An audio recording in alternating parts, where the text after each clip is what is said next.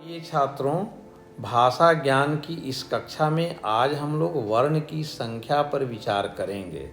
वर्ण की संख्याओं पर विचार करना इसलिए भी ज़रूरी है कि अलग अलग पुस्तकों में अलग अलग लेखकों ने अलग अलग संख्या बताई हैं। कहीं पर आपको 46 लिखा हुआ मिलेगा, तो कहीं पर 49, कहीं पर 51, तो कहीं पर 52। तो आखिर ये सब के पीछे कारण क्या है?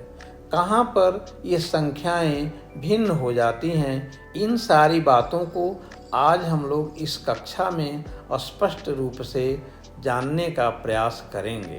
तो आइए देखिए, सबसे पहले देखते हैं स्वर वर्ण। स्वर वर्ण की संख्या को लेकर के हमारे विद्वानों में कहीं भी मतभेद नहीं है। सभी पुस्तकों में 11 स्वर वर्ण की चर्चा की गई है, जिसमें 4 हर्ष स्वर अ, ई, उ और री, 3 दीर्घ स्वर आ, दीर्घ ई और दीर्घ उ तथा 4 संयुक्त स्वर ए, ऐ, ओ और औ। तो इस तरह से तीनों मिल करके स्वर वर्णों की संख्या 11 हो जाती है।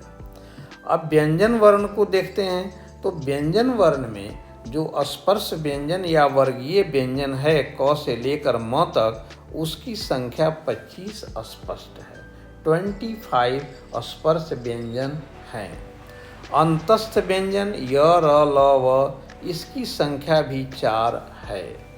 उष्म व्यंजन तालव्य स, मूर्धन्य स, दंत स और ह, इनकी भी संख्या 4 है। संयुक्त व्यंजन में छ, त्र, ज्ञ और स्र, इस तरह से 4 संयुक्त व्यंजन की चर्चा की जाती है। और द्विगुण व्यंजन ड और ढ बिंदी के साथ जब आता है, तब इनको 2 की संख्या में अलग से गिनते हैं। और फिर अयोगवाह में अनुस्वार और विसर्ग, जिनकी संख्या 2 है। अब इस तरह से जब हम सबको मिलाएंगे, स्वर व्यंजन और अयोगवाह को, तो इनकी कुल संख्या 52 होती है, 52 होती है। इतना स्पष्ट है।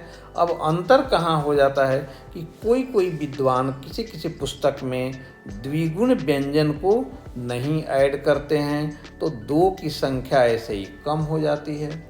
अगर इसको नहीं जोड़ा जाएगा तो संख्या हो जाएगी 50। अब कहीं कहीं पर जो संयुक्त व्यंजन है और उसमें स्र को अलग से नहीं जोड़ा गया है, तो 1 और कम हो जाएगा।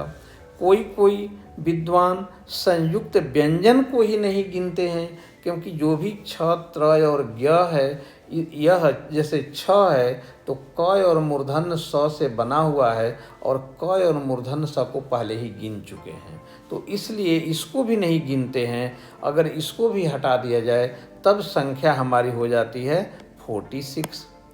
तो यही मूल कारण है जिसकी वजह से वर्णों की संख्या में अंतर पाया जाता है अलग अलग किताबों में, क्योंकि अलग अलग विद्वानों की अलग अलग राय है।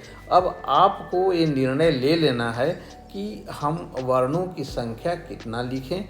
52 मैक्सिमम लोग लिखते हैं। उम्मीद है कि वर्णों की संख्या के विषय में जितने भी प्रश्न आपके दिमाग में आते होंगे, उन सारे प्रश्नों का समाधान मिल गया होगा। हमसे जुड़े रहने के लिए बहुत बहुत धन्यवाद।